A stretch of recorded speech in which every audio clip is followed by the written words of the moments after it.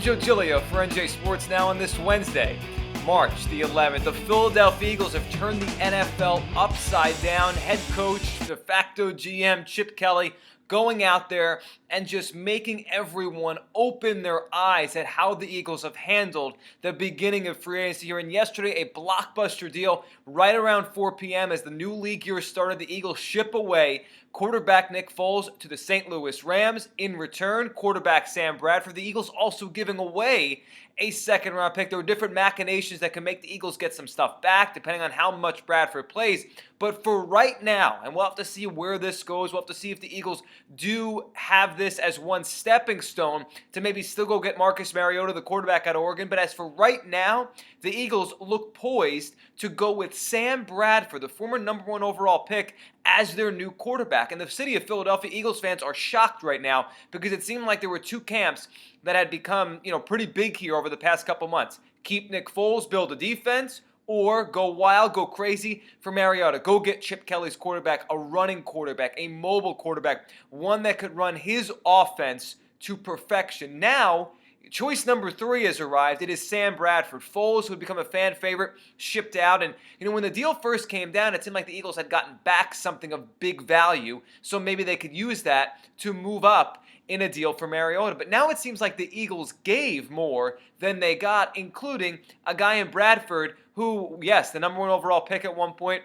offensive rookie of the year, looked like he was going to take the Rams and really turn that franchise around, but injuries have really set him back. Poor offensive line play in front of him has set him back, and he's not become the player, anything close to the player that he looked to be when he came out of Oklahoma a few years ago. And in theory, the Eagles here have now turned Foles into a better quarterback. In theory, Chip Kelly might find a guy that he really loves, but the theory isn't going with what we thought was going to happen. And I'll tell you why, if in a perfect world, Sam Bradford is healthy, he can be an asset to the Eagles, but it still doesn't truly justify the trade.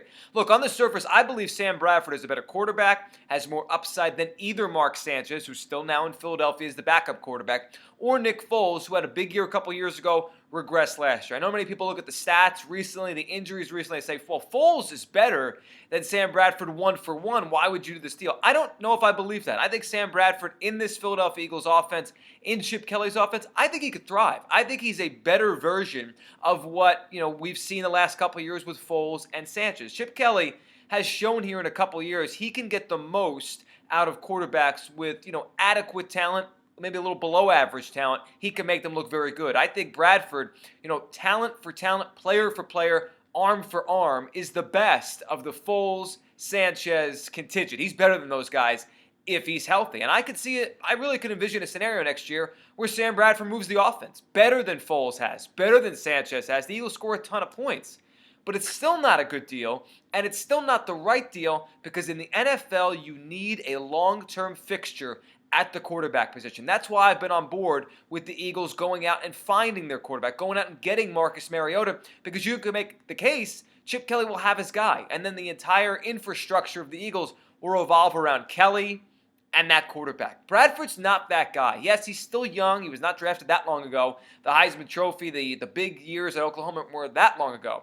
But with a pair of ACL injuries, all the sacks he's taken, he's an old guy. He's an old young player, if that makes any sense. He doesn't have the body, the athleticism of someone in his mid-20s who is ascending here. Bradford may play well next year for the Eagles, if indeed that's the direction the Philadelphia Eagles go. But I don't look at this as, the end game. Where is the end game for Chip Kelly? With the injury history, with the injury risk that Bradford brings, you simply can't trust him to be the long-term starter in Philadelphia. So it just looks like Chip Kelly continues to churn this thing over and play it year by year. And to me, that is not the way you want to go about things. And to me, that is alarming for someone that was just given full autonomy, full power in an organization. What is the long-term plan for the Eagles under Chip Kelly? What is the long-term plan at the quarterback position? If you tell me in 2015 Sam Bradford throws for 4,000 yards, 30 touchdowns, stays healthy, and the Eagles make a run to the postseason, even with all the craziness going on, I wouldn't be floored because Bradford has that kind of talent